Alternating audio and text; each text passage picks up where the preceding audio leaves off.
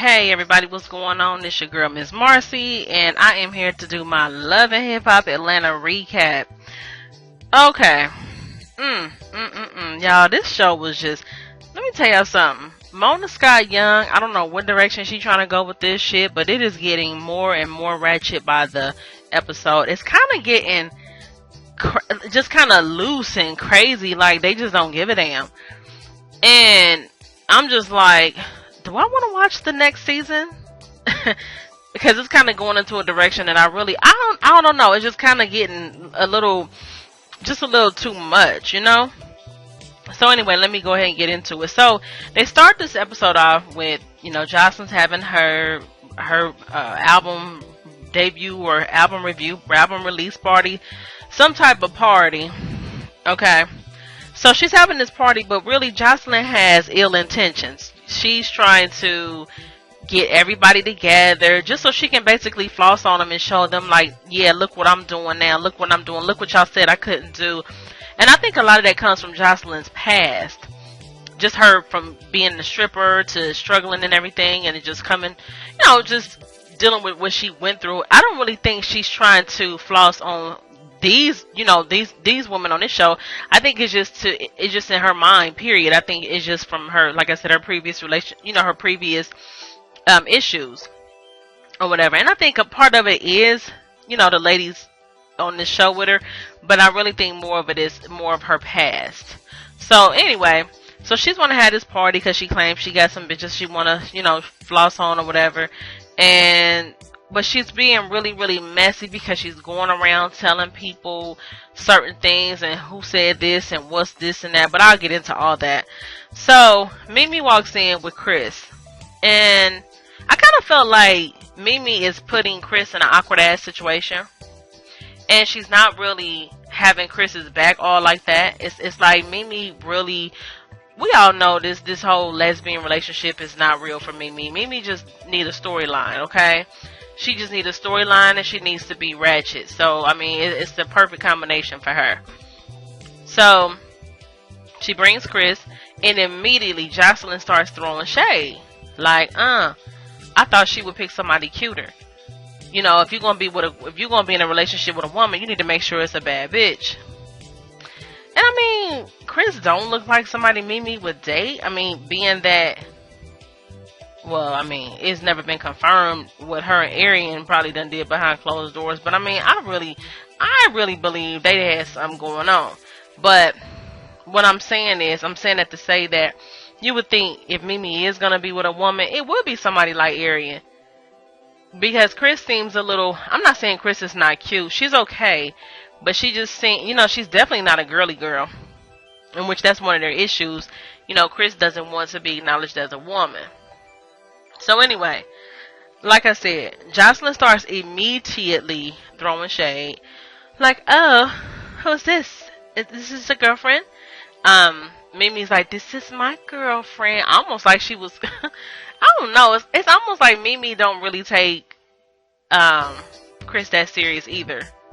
So, Jocelyn like, oh, she got better tongue action than I do. Just being a bitch. So, Chris is like, what? Say it again? Like, Chris ain't really studying Jocelyn like that. She like, whatever. But I really feel like Mimi is putting Chris in just awkward situations or whatever. And, she just really, I think Chris is on here just for Mimi's storyline. I don't even think their relationship is real. Not at all. I sure do not. So then, like I said, Jocelyn's all feeling herself, talking, just being kind of reckless with everybody. Okay, so then Stevie walks in. He comes to the party, joins the festivities, and he, Mimi introduces him and Chris and everything. And at first, just for a hot second, I'm like, oh, okay, Stevie cool, he being cool, you know what I'm saying? Because y'all know Stevie low-key charming anyway. I like Stevie J. I really do. I like Stevie. So anyway, he comes up in there. He appears to be cool at first. But then he starts throwing a little shade too, talking about, oh, you must be the one. You must be the one. Talking to Chris. He hugs Chris. He's like, you must be the one. And so, as soon as they sit down, he's like, "She's beautiful." And Mimi just told this fool, "Do not call her beautiful, because she does not like to be acknowledged as a woman." Which, and takes me back to what Mimi said, talking about she don't feel like she's a, what she said, she don't feel like she's a lesbian because Chris identifies herself as a man. So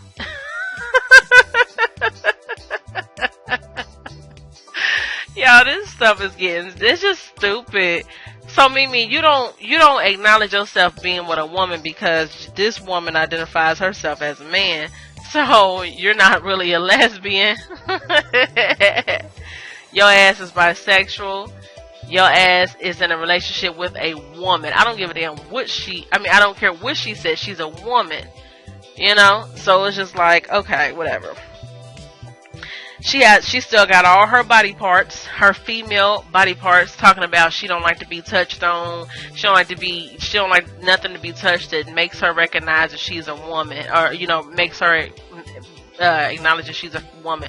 I'm sure she still bleeds once a month. She still got titties. She still got a vagina. So until she gets a full sex change, I'm identifying her as a woman. So Mimi, you are in a relationship with a woman. I don't care what she calls herself. She is a woman. Okay? Alright. So anyway, I didn't mean to get all off topic there.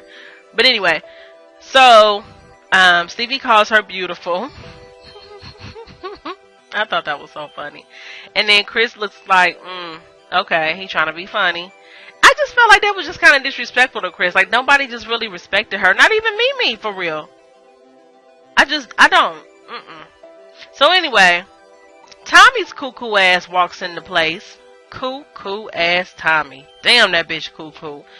Did y'all see that last episode where she ran out where because Jocelyn told her that Scrap had some ugly bitch that he's hiding or whatever. She goes through that house looking crazy than a motherfucker. Tommy got deeper issues than Scrap, okay? I don't even think they should have had Tommy on this damn show. Because last episode when she was walking out in the street just after she left Scrap's house looking a damn fool, she was walking in the street and they had to go get her. It's like, she is off. That girl's elevator does not go up to the top floor, honey.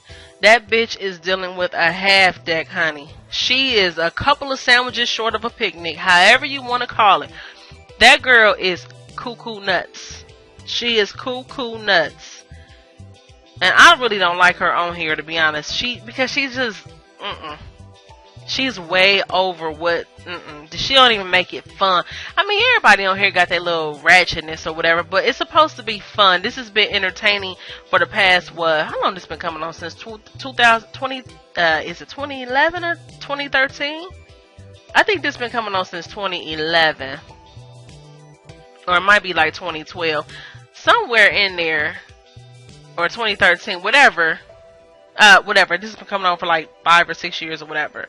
Because I think this is season 5. Yeah, I think this is season 5. Anyway, just for the past 5 years or whatever, it hasn't been too crazy. It's been more entertaining than anything. But they got people like Tommy and the King family. They kind of make it a little, I don't know. But anyway, let me get through this dang on review. So Tommy comes in there and she goes straight to Jocelyn because she's like, I want to let Jocelyn know that I didn't see no crazy bitch up in Scrap's crib or whatever. And so she goes over to Jocelyn. They start talking. And, okay, so while they're talking, Stevie walks in. And, no, I'm sorry. So while they're talking, Jocelyn goes over to Scrap or whatever. Like, Scrap comes over there too. So Jocelyn tells Scrap that Stevie and his mom KK had a thing going on back in the day. And I feel like this, regardless of what Stevie did with KK or what he didn't do back in the day, what the fuck that got to do with Jocelyn today? Jocelyn gets jealous of anybody she think has had any type of relations with Stevie's ass. Oh my gosh, she is just nuts. I mean, she's just like really crazy about Stevie. You know, so she always tries to hate on any woman that she thinks Stevie might have had some type of sexual contact with.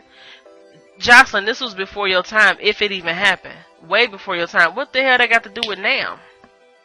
And if he claiming her as his sister, oh well, so be it. But you don't even know for a fact that he had sex with her. You going off hearsay. I think Jocelyn is starting to get so full of herself to where she's starting to be disrespectful to her and Stevie's so-called marriage or whatever.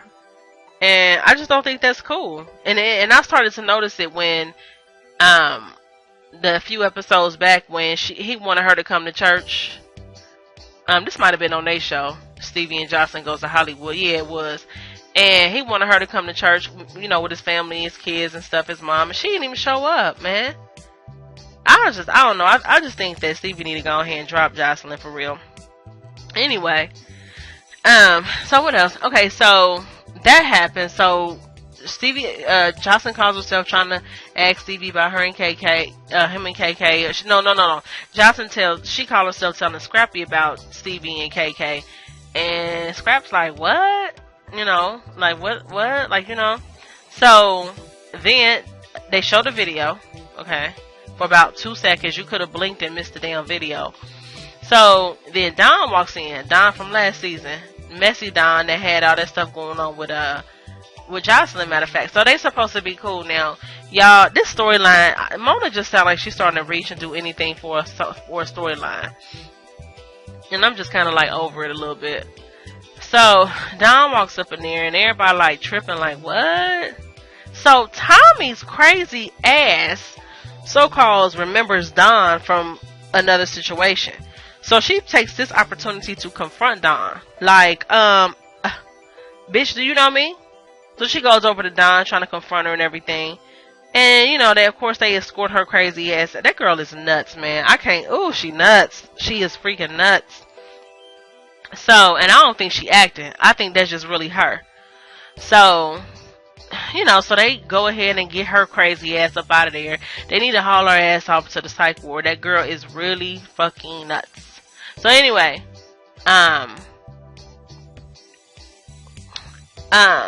okay, so anyway, next thing, enough of that scene, because that was just a bit much. So next thing, you got Tammy and Bambi waiting at the restaurant for Waka. Excuse me. They got Tammy and Bambi waiting on Waka and his friend, brother, whoever it is, to come up, because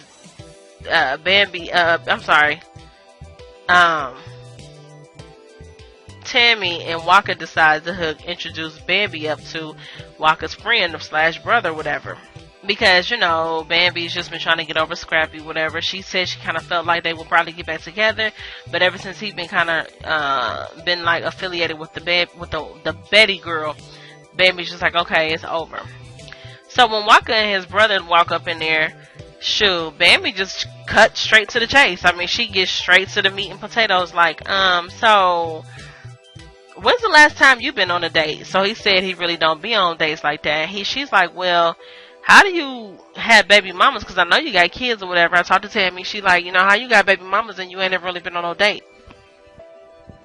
But see, Bambi was asking the right questions actually, because I would have been. She asked all the questions that we women be wanting to know.